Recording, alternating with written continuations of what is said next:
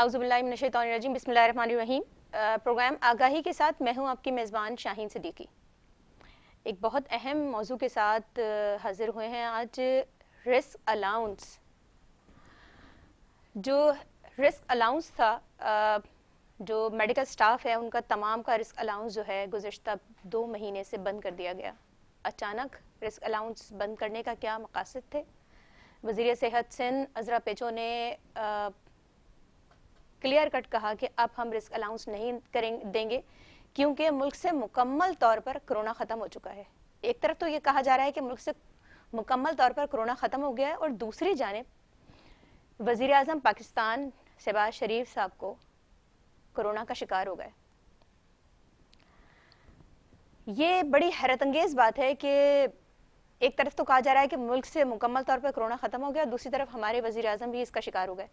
फिर तीसरी बात, जिस मुल्क से कोरोना का आगाज़ हुआ था वो मुल्क आज वहाँ कोरोना इस कदर फैल चुका है कि वो दोबारा बंद होने की पोजीशन में है। मतलब अगर हम कहें कि 45 से 40% चाइना जो है वो बंद हो चुका है, और कोरोना की एक और नई लहर वहाँ पर गुज़िश्ता 30 दिनों से आ चुकी है, और सूरत हाल ये है कि अब दोबारा जो है वो चाइना बंद होना शुरू हो गया है। अगर हम बात करें कोरोना के वेरिएंट की, तो हमने 2019 से बहुत सारे वेरिएंट देखे, जो हमारे मुल्क में भी वेरिएंट देखे गए और दूसरे ममालिक में भी वेरिएंट देखे गए। लेकिन अगर हम कोरोना की बात करें, पाकिस्तान इन्फेक्शन सोसाइटी भी ये कहती है कि कोरोना मुल्क से भी ख़त्म नहीं हुआ। जाहिर सी बात है, जो वायरस इन्फेक्शन होते हैं वो अपने शक्ल बहुत तेज़ी से तब्दील करते हैं। जैसे अगर हम इन्फ्लुएंजा की बात करें तो इन्फ्लुएंजा भी अपनी शक्ल बहुत तेज़ी से जो है वो तब्दील करता है, और यही वजह है कि उसकी हर साल वैक्सीन जो है वो नई आती है, उसकी शक्ल की तब्दीली की वजह से। यही हम कोरोना वायरस की बात करते हैं, तो नए से नया वेरिएंट हमने देखा पाकिस्तान में भी और दूसरे ममालिक में भी देखा गया। जबकि MMIDSP medical microbiology infection disease society of Pakistan का भी ये कहना है कि कोई नया वेरिएंट नमूदार हो सकता है। इसके शवाहिद मौजूद हैं, क्योंकि शक्ल जितनी तेज़ी से इस वायरस ने तब्दील की है, तो ये नहीं कहा जा सकता कि अभी कोरोना जो है वो मुकम्मल तौर पर मुल्क से ख़त्म हो चुका है या इसके इम्कानात नहीं है। अगर हम डोज की बात करें तो ये कहा जा रहा है कि सिंध भर में 100% कोरोना वैक्सीनेट हो चुके हैं लोग। ये सरासर गलत है। हम भी फील्ड में होते हैं, रिपोर्टिंग में होते हैं। हमने जहां तक देखा, जो घर घर मुहिम चलाई गई वो सिर्फ पेपरों पर मुश्तमिल थी। घर घर मुहिम में बहुत सारे ऐसे लोगों से हमने सर्वे किया, उन्होंने कहा कि हमारे घर तो कोई टीम ही नहीं आई।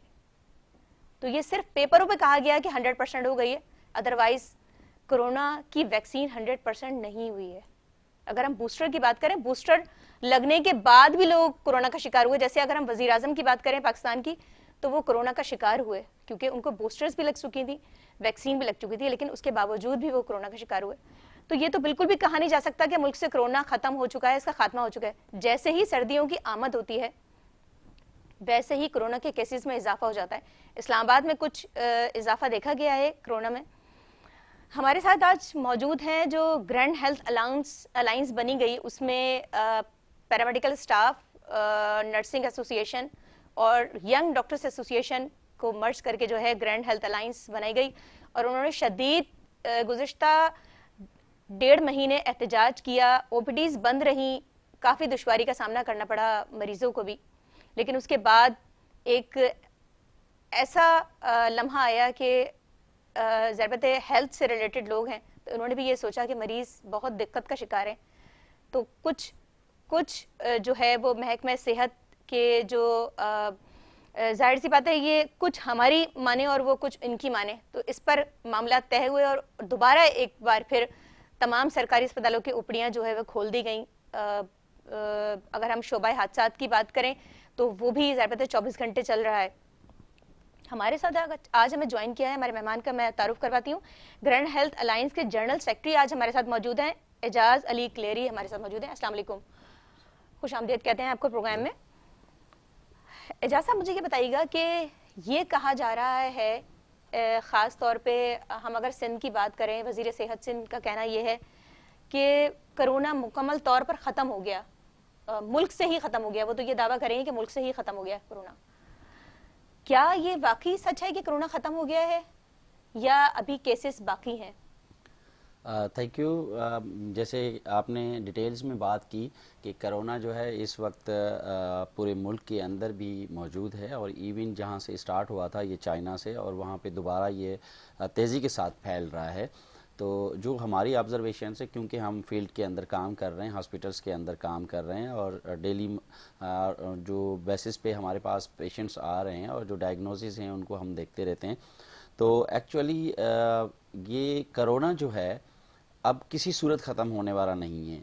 क्योंकि कोरोना आप ऐसे समझें कि ये आपके साथ फॉर एवर के लिए चलना शुरू हो गया है। जिस तरीके से आपकी ज़िंदगी के अंदर, आपकी सेहत के अंदर आपकी ट्यूबरक्लोसिस है, आपका पोलियो है, आपकी बाकी कम्युनिकेबल डिजीज़ हैं, जिस तरीके से वो ख़त्म नहीं हो रही, इसी तरीके से ये भी एक कम्युनिकेबल डिजीज़ है जो आपकी कंट्री में तो क्या बल्कि पूरी दुनिया के अंदर ये फैल चुकी है, और ये ख़त्म होने वाली नहीं है। ये हमारे साथ ज़िंदगी भर चलने वाली डिजीज़ है, जिसके मुख्तलिफ वेरिएंट आते हैं। आपने जैसे बात की कि इसके पाकिस्तान के अंदर 4 से 5 वेरिएंट आए, और अभी करंटली जो चाइना के अंदर दोबारा ये वेरिएंट फैलना शुरू हो गया है और वो तेज़ी से फैल रहा है।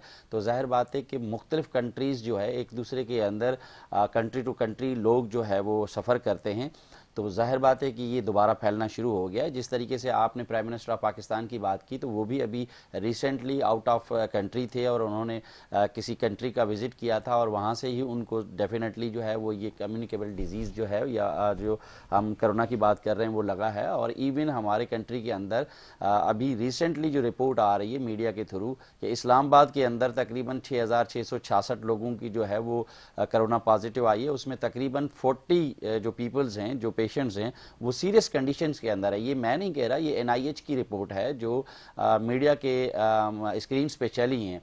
तो इस वक्त हमारे पास इस्लामाबाद की मैं रिपोर्ट बता रहा हूँ आपको कि 0.46 के करीब जो है वो शरह पाई जा रही है, और इसी तरीके से मुख्तलिफ हमारे कराची के अंदर भी होगी, और पेशावर के अंदर भी होगी, और लाहौर के अंदर भी होगी। बात ये है कि कोरोना मुकम्मल तौर पे ख़त्म हुआ है या नहीं हुआ है। हम बात कर रहे हैं कम्युनिकेबल डिजीज़ की, हम बात कर रहे हैं रिस्क की।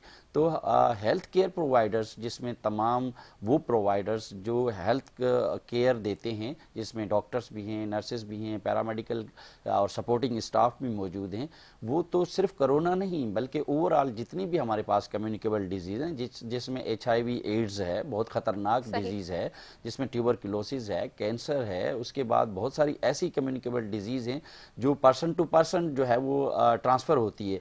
तो हेल्थ सेक्टर्स ऑलरेडी जो है वो रिस्क पे है। हम सिर्फ कोरोना की बात नहीं कर रहे कि हम कोविड के अंदर अगर हैं या हमने कोविड को डील किया है। देखिए एक वक्त ऐसा था जिस वक्त कोविड 2019 में ये कोरोना ने पाकिस्तान के अंदर अटैक किया और वो तेज़ी के साथ फैला। तो उस वक्त यही लोग थे जो हेल्थ केयर प्रोवाइडर्स थे, जो जिसमें तमाम वो लोग जो फील्ड के अंदर काम कर रहे थे, जो हॉस्पिटल्स के अंदर काम कर रहे थे, और सबसे ज़्यादा मैं डॉक्टर्स की भी बात करूँगा, नर्सेज की भी बात करूँगा, पैरामेडिकल की भी, मगर सबसे ज़्यादा जो हमारा सैनिटेशंस डिपार्टमेंट था या सैनिटेशंस के लोग थे, वो सबसे ज़्यादा इफेक्टिव हो रहे थे, क्योंकि उनका काम सफाई सुथराई करना था। क्योंकि जो इन्फेक्शंस की चीज़ें थी, जो ड्रेसेस थी, जो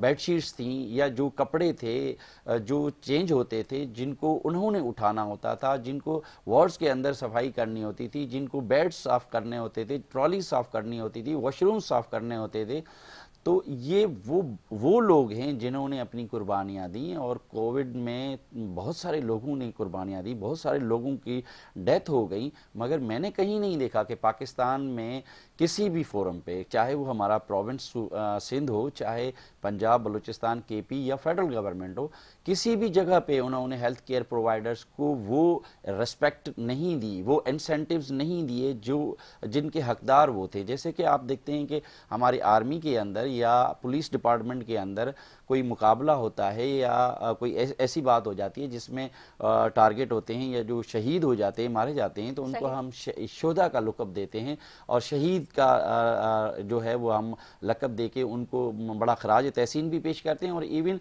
जो शोधा पैकेज है, जो इंसेंटिव्स है वो दिए जाते हैं, उनकी फैमिलीज़ को दिए जाते हैं।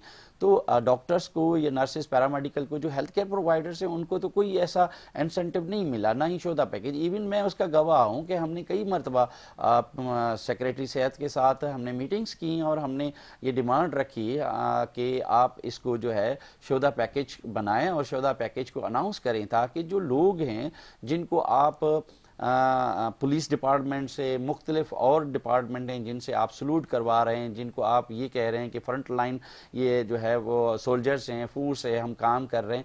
आपने देखा होगा कि जिन लोगों ने हमें सलूट किए, जिन लोगों ने हमें जो है उस वक्त इतना वो सराहने की कोशिश की, और जब हमारी बात आई, जब हमने अपने हकूक़ की बात की, तो वही लोग हमें लाठी चार्ज करके मार भी रहे थे, पीट भी रहे थे, घसीट भी रहे थे रोडों के ऊपर। आपने देखा कि हमारी बहनों को किस तरीके से बहीमाना तशद्दुद के कपड़े फाड़े गए, उनके बाल नोचे गए, उनको किस तरीके से, मतलब इस तरीके की मैंने कभी ज़िंदगी के अंदर जो है ना सिचुएशंस नहीं देखी जिस तरीके से ये कुछ दिन पहले आपने देखा होगा टेलीविजन स्क्रीन के ऊपर।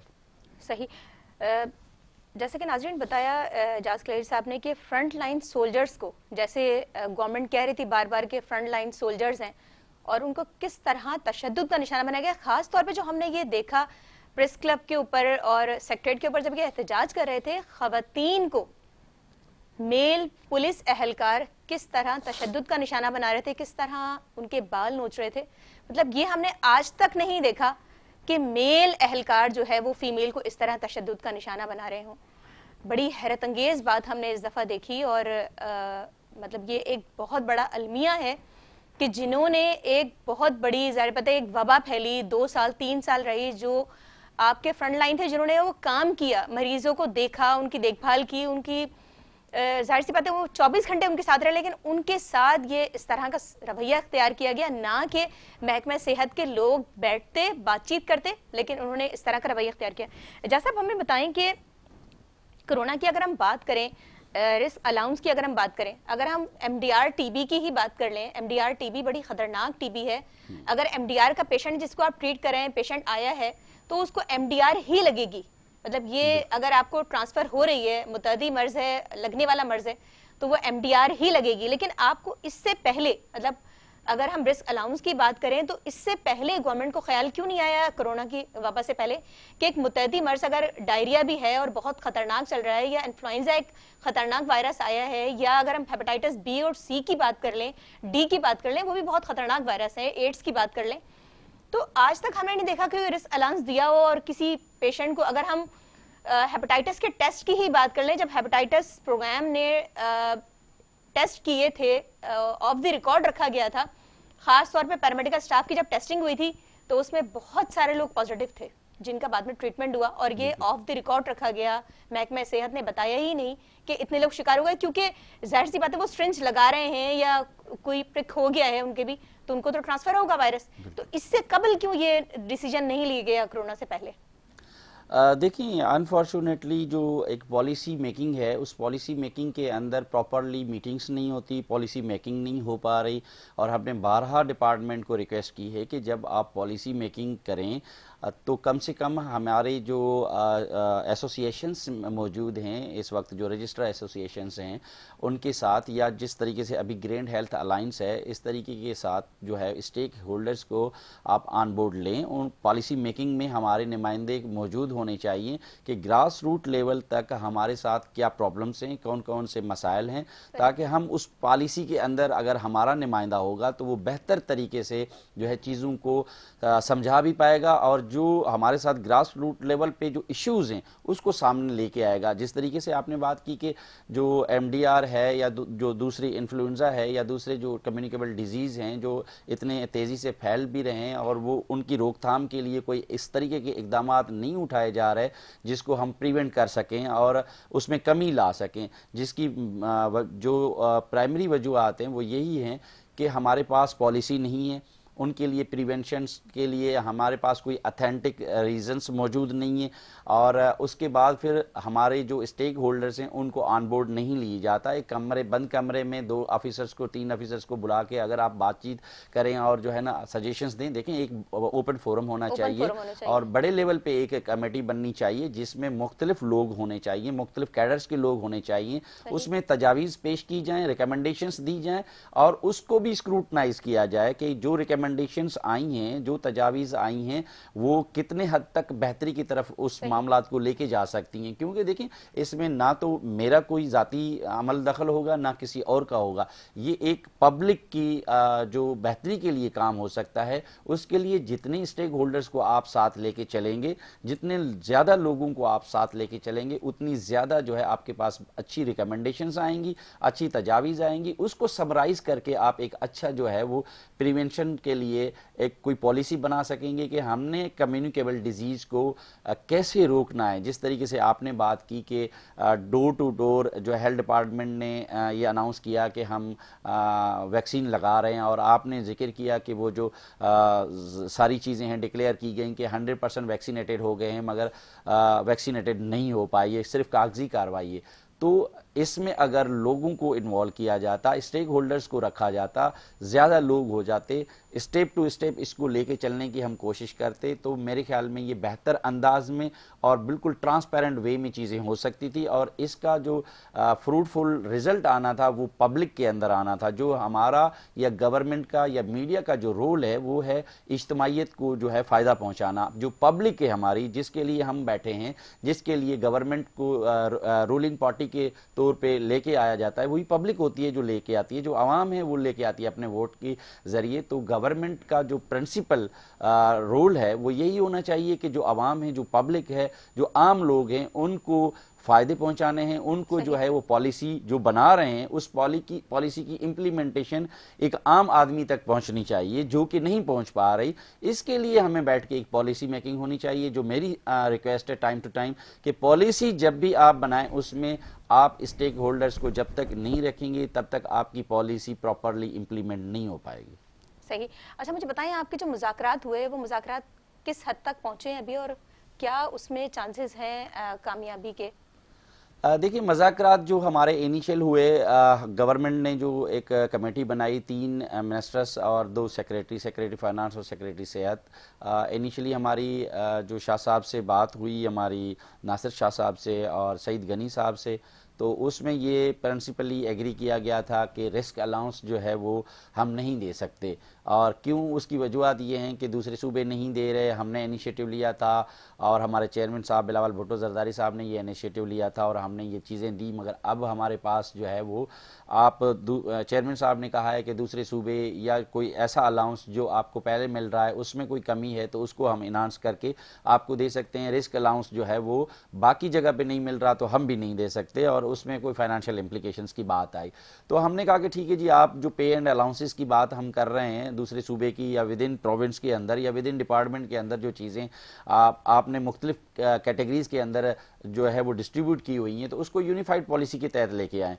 तो हमारी जब बात हुई उन्होंने कहा कि ठीक है जी, हम बैठने के लिए तैयार हैं, आप थोड़ा सा पेशेंट्स को, पब्लिक को और उनको उनके तकलीफ को देखते हुए इसको धरने को ख़त्म करें। तो हमने प्रिंसिपली एग्री किया और धरना ख़त्म किया और हमने अपनी सर्विसेज को बहाल कर दिया। उसके बाद हमारी मीटिंग्स डिपार्टमेंट के साथ भी हुई। उसके बाद जो है वो चीफ सेक्रेटरी साहब ने नोटिस लिया। चीफ सेक्रेटरी साहब ने जो 3 रुकनी कमेटी बनाई है जिसमें हेल्थ डिपार्टमेंट के एडिशनल सेक्रेटरी जनरल हैं, उसके बाद additional secretary services general department के हैं, एडिशनल सेक्रेटरी फाइनेंस डिपार्टमेंट के।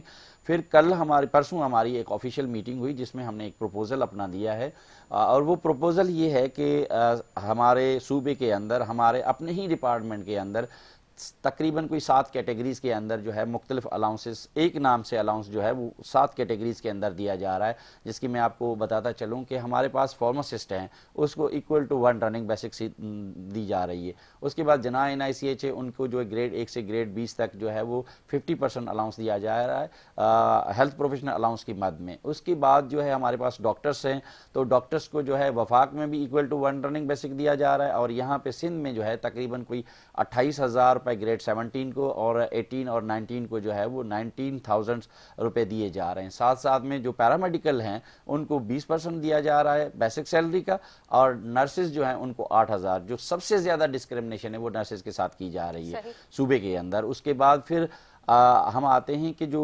हमारे फिजियोथेरापिस्ट हैं उनको पहले उन्होंने 10,000 दिया था, फिर उनकी इन्हांसमेंट करके उनको भी 28,000 पे लेके आए।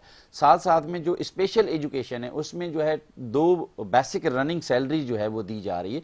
तो हमने एक स्ट्रॉन्ग केस बनाया और हमने डिपार्टमेंट को पेश किया कि आप दूसरे सूबे की बात ना करें, आप दूसरे डिपार्टमेंट की बात ना करें, आप अपने हेल्थ डिपार्टमेंट की बात करें कि जहां पे 7 कैटेगरीज के अंदर मुख्तलिफ जो है वो आप चीजें दे रहे हैं, आप इसको यूनिफाइड पॉलिसी के अंदर लेके आए। अगर आप रिस्क अलाउंस नहीं देना चाह रहे, ठीक है जी, हम रिस्क अलाउंस आपसे नहीं लेना चाह रहे, मगर हमें health professional allowance unified policy के तहत दिया जाए।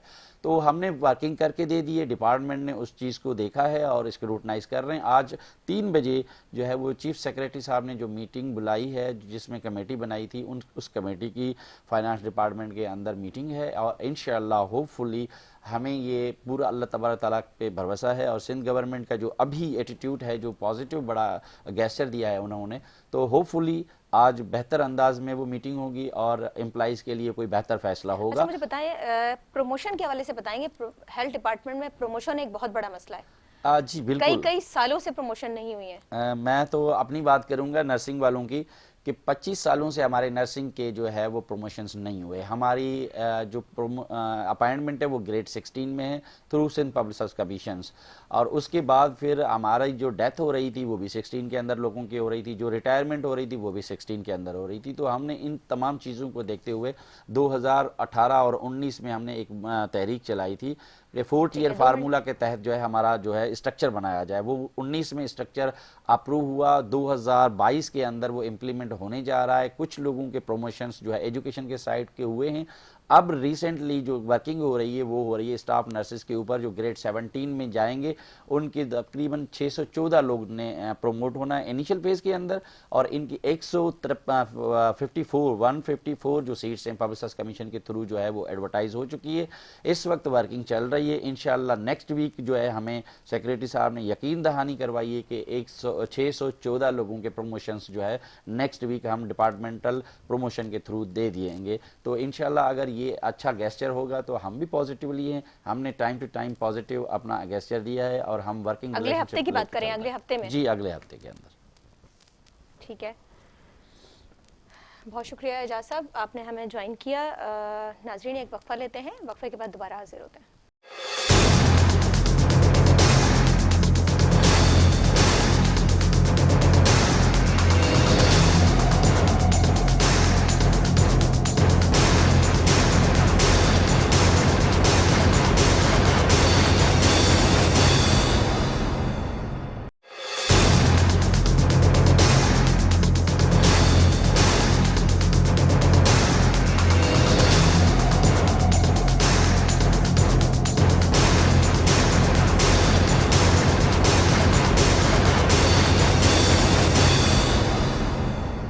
में एक बार फिर खुशामदीद कहते हैं।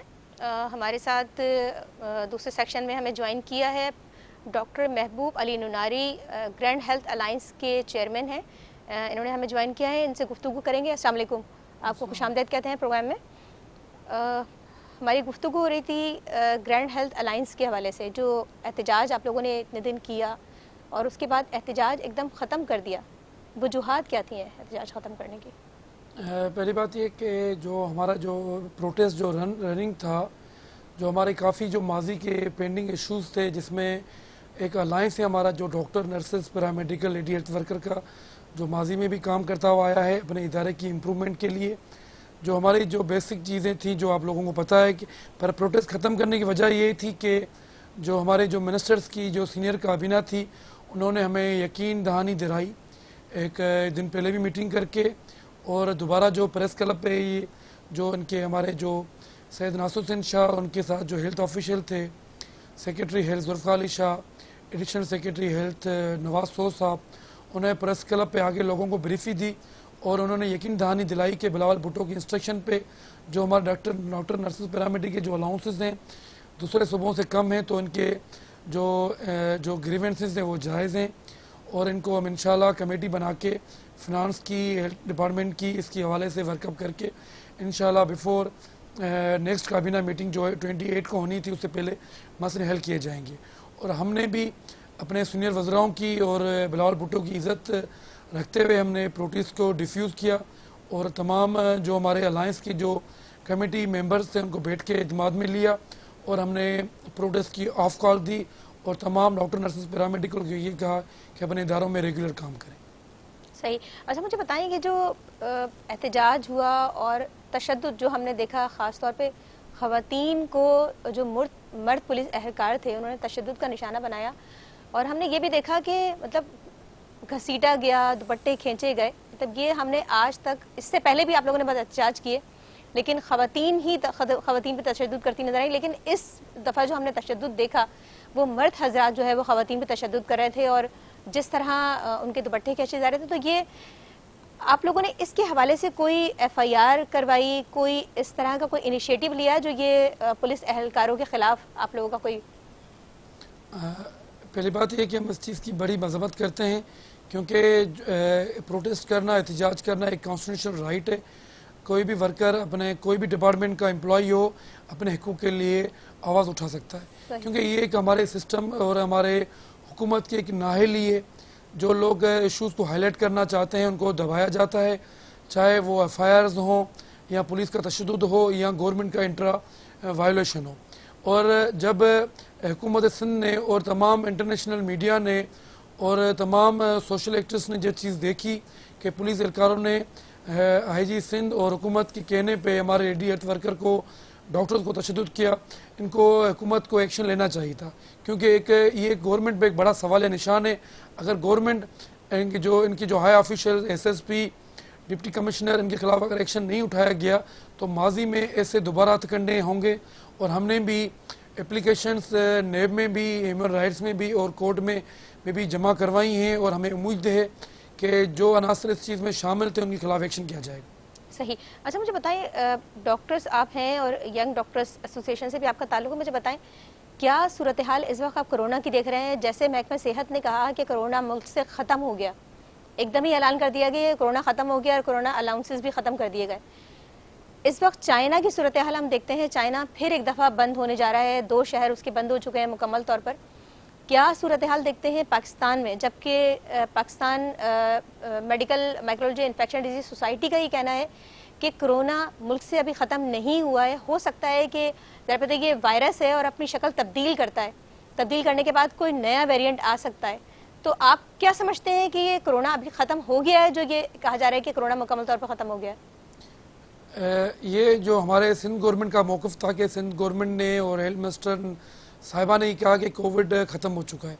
अब हम पूरे इंटरनेशनल गाइडलाइंस, WHO, यूनिसेफ और हमारे जो तमाम हेल्थ जो इंटरनेशनल इदारे हैं उन्होंने भी गाइडलाइंस जारी कर दिए हैं कि कोविड रनिंग है। असल बात ये थी कि हुकूमत सिंध को जो बजट अपने वर्कर्स को दे रहे थे वो उनको वापस ही लेना था, क्योंकि ये नहीं चाहते कि हेल्थ के एम्प्लॉइज़ हो या दूसरे इदारे के एम्प्लॉइज़ हों वो प्रोमोट हों। अपनी नाअहली छुपाने की वजह से ये गलत गाइडलाइंस शो कर देते हैं और ये WHO से, दूसरे मुल्कों से मदद भी ले रहे हैं।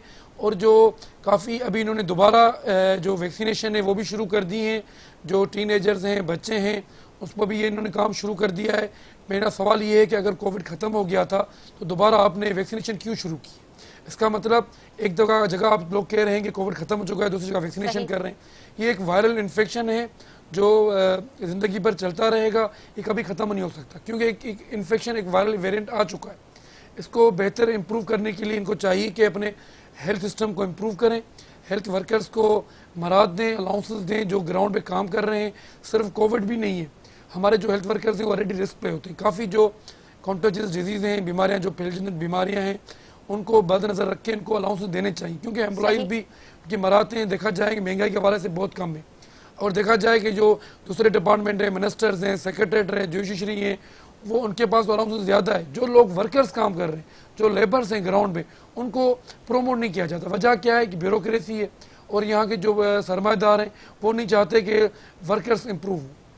सही, जैसे हम जिक्र कर रहे थे कि मुतअद्दी मर्ज तो कई सालों से मौजूद है। अगर हम तस्करा करें एमडीआर इन्फेक्शंस का, खासतौर पे मल्टी ड्रग्स रेजिस्टेंट टीबी और extra multi drug resistant TB, ये इसके बारे में कहा जाता है ये इतनी ज़्यादा खतरनाक और इतना महंगा इलाज है इसका, और ये जरासीम अगर किसी मरीज से डॉक्टर को या पैरामेडिकल स्टाफ को लगता है तो उसको वही जरासीम लगेगा एमडीआर का, यानी सिंपल टीबी नहीं होगी, उसको एमडीआर होगी या एक्सडीआर होगी। तो ये बड़ी खतरनाक है, मतलब ये तो कोरोना से भी ज़्यादा खतरनाक है अगर हम इसकी बात करें टीबी की। और जहाँ तक टाइफाइड की बात है तो टाइफाइड में भी अब ज़्यादा रेजिस्टेंट आ गया है, तो आगे जाकर हम देख रहे हैं कि बहुत ज़्यादा मज़ाइमत एंटीबायोटिक्स में आ रही है, तो ये तो बहुत ज़्यादा खतरनाक सूरत हाल होती जा रही है। तो एक तरफ तो ये अलाउंस ख़त्म कर रहे हैं और दूसरी तरफ सूरत हाल बहुत ज़्यादा गंभीर हो जा रही है। इसमें ये हमारे डिपार्टमेंट का एक कोलेप्स की वजह से ये चीज़ें हाईलाइट हो रही हैं, क्योंकि टीबी एक ऐसी जानलेवा मर्ज है, अगर इसको आप प्रॉपर तरीके से गाइड ट्रीट नहीं करेंगे। कोरोना वैसे भी एक वायरल इन्फेक्शन है जो बच्चों में या जवान या जो जिनमें इम्यूनिटी अच्छी होती है वो उन पर जानलेवा अटैक नहीं करता। जो ऑलरेडी इम्यूनो डिफिशिएंसी के लोग होते हैं, जिनमें इम्यूनो डिफिशिएंसी होती है या कोई ऑलरेडी कोई ऐसी ऑन्कोलॉजी कोई होती हैं, बीमारियां होती हैं, उनको जल्दी असर करती है। पर बाद में जो दूसरी बीमारियां हैं जैसे टीबी है, HIV है, एड्स हैं, उनको बदनज़र करके उन पर काम करना चाहिए। जो हेल्थ डिपार्टमेंट है, जो हमारे इदारे हैं जैसे DHO, डिस्ट्रिक्ट हॉस्पिटल्स हैं, तेलको हॉस्पिटल्स हैं, पेरिफेरल हॉस्पिटल्स में वहाँ देखा जाए कि हेल्थ डिपार्टमेंट के कोई प्रॉपर स्ट्रेटजीज नहीं है। अगर वहाँ कोई टीबी का मरीज भी आता है तो उनके लिए प्रॉपर गाइडलाइंस हैं और प्रॉपर बीमारियाँ के लिए दवाएँ अवेलेबल नहीं है। तो इसका क्या समझे कि किसकी कोताही है? जो यहाँ के डायरेक्टर जनरल बैठे हुए हैं, हमारे जो हेल्थ डिपार्टमेंट के हेल्थ सेक्रेटरी बैठा हुआ है, इनको चाहिए कि अपनी टीम को तैनात करे जो लोग काम करना चाहते हैं, बदनिस्बत वो लोग जो बैठे हुए हैं जो पहले ही इदारों को बर्बाद कर चुके हैं। क्योंकि सिंध गवर्नमेंट पहले ही ऑलरेडी बजट दे रही है। अब आपको पता भी होगा कि फाइनेंस से कितना बजट सेंक्शन होता है, अब वो कहाँ जाता है, उनके लिए वो प्रॉपर ऑडिट किया जाए। अब यहाँ का जो पहले हमारा जो डायरेक्टर जनरल था इरशाद मेमन साहब, अभी वो API का हेड है। आप देखें एक बंदा पहले ही एक इदारे को कोलेप्स करके चला गया है, वो नाहल था, दोबारा आपने उसको दूसरे डिपार्टमेंट का हेड बना दिया। तो क्या दूसरे बंदे अवेलेबल नहीं है? दूसरे बंदे ऐसे लायक नहीं है जो इदारे चलाएं? इनको अपने DHOs, MS और दूसरे जो इदारे डिस्ट्रिक्ट में इनको अहल ऑफिसर्स रखने पड़ेंगे जो अपने इदारा के लिए काम करें। मुझे बताएं कि हेल्थ डिपार्टमेंट ने आज तक टीबी के हवाले से, कोरोना के हवाले से, वैक्सीन के हवाले से कहीं डिस्ट्रिक्ट में कहीं अवेयरनेस प्रोग्राम कराए हो? कहीं नहीं किया। अगर अवेयरनेस प्रोग्राम होते तो लोगों को पेरीफेरी, घर टू घर लोगों को मुहिम होती, टीम जाती, तो काफ़ी बीमारियां वैसे ही आप कवर कर लेते। तो ये एक डिपार्टमेंट का कोलेप्स है, कम्युनिकेशन स्किल्स नहीं है। ये सिर्फ चाहते हैं कि पैसा कहाँ से कमाना है, कहाँ खर्च करना है, अपने प्रोटोकॉल देखने। हाँ, अगर कोई वर्कर इनके लिए अपने हुकूक की बात करेगा। अब हमारी जो धरने चल रहे थे 38 दिन से, अगर सिंध गवर्नमेंट चाहती फर्स्ट डे पे ही हेल्थ डिपार्टमेंट हमसे बैठ के मुज़ाकरात करता, हम क्यों हड़तालें करते, हम क्यों पेशेंट को बीमार करते, पेशेंट को देखते नहीं? ये एक सिस्टम की कोलैप्स है ना, इनको सिस्टम को इम्प्रूव करना पड़ेगा, अहल लोगों को बिठाना पड़ेगा। सही, जैसे आपने इरशाद मेमन की बात की तो अभी सामने आ रही है कि खसरा और जो रुबैला की मुहिम चली थी वो सरासर जो है वो नाकाम हुई, और वो उस वक्त भी आप लोग स्ट्राइक पर थे, उसमें जो वैक्सीनेटर थे वो स्ट्राइक पर थे, और वो किस तरह मुहिम चलाई गई। मुहिम 50% मुहिम चली ही नहीं और उसमें काफ़ी हलाकतें भी हुई काफ़ी जगह, और करप्शन आज सामने आ रही है कि बड़ी तादाद में उसमें रुबैला में और खसरा में करप्शन हुई। और जहाँ तक हम बात करें इसकी घर घर मुहिम जो उन्होंने कोरोना की चलाई, तो वो तो मुहिम हुई नहीं, कहीं हुई है आपके ख्याल में? ये सिर्फ इनके जो चीज़ें होती हैं, सिर्फ ऑफिसों में बैठ के फ़ोटो खींचना और गाइडलाइंस अप्लाई करना कि ये हम चीज़ कर रहे हैं। प्रैक्टिकली देखा जाए ये जो मेजर्स हैं रुबीला और या कोविड की, कोई ऐसी 80% मुझे नहीं लगता कि ऐसी मुहिम हुई है। जो पेरिफेरीज में हमारे जो वहाँ पड़ोसी हैं, जब हम उनसे पूछें तो उनका भी जवाब ये होता है कि ऐसा कोई अवेयरनेस प्रोग्राम नहीं चलाया गया। सही। अब हमारे जो EPI के जो हमारे जो हेड हैं वो सिर्फ ये दिखावा करते हैं कि हमने ये कर दिया, हमने वो कर दिया, हम वो कर दिया। प्रैक्टिकली चीज़ें आपके सामने हैं, बीमारियाँ किस तरह बढ़ रही हैं, बीमारियों का रेशो किस तरह बढ़ रहा है इदारों में। मैं बेसिकली मैं बात करता हूँ NICH की। मैं NICH में as a working registrar NICH emergency में काम करता हूँ। हमारे पास कितना वर्कलोड मरीजों पे होता है, मुझे बताया जाए कि इन्होंने अस्पतालों में कितना काम किया। अस्पतालों के लिए वही 4 चेहरे हैं जो आपको हर जगह दिखेंगे, ये काम कर रहे हैं। प्रैक्टिकली इनकी आउटपुट ज़ीरो है। सही। अच्छा मुझे बताएं, आप लोगों का लाहे अमल क्या होगा? जो अभी आपके मुज़ाकरात चल रहे हैं, तो लाहे अमल क्या होगा? अगर आपके मुतालबात अभी भी तस्लीम नहीं किया गया तो आपका लाहे अमल अगला क्या होगा? हमारी उम्मीद तो यही है कि थ्रू टॉक्स के थ्रू मसले हल हों।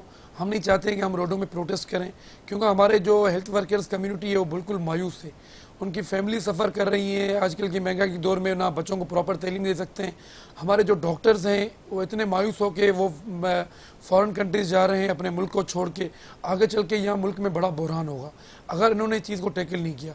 हमारी उम्मीद है नासिर हुसैन शाह साहब से, सईद गनी साहब से और हमारे हेल्थ मिनिस्टर अजरा पिचो साहब से कि वो बैठ के हमारे मसलों को संजीदगी से हल करेंगे, और हमें उम्मीद है कि मसले का हल निकालेंगे। लाहे अमल क्या अगर होगा? दूसरा लाएमल ये है कि अगर ये मसले हल नहीं कर पाएँ तो दोबारा हम एहतजाज की तरफ चले जा सकते हैं।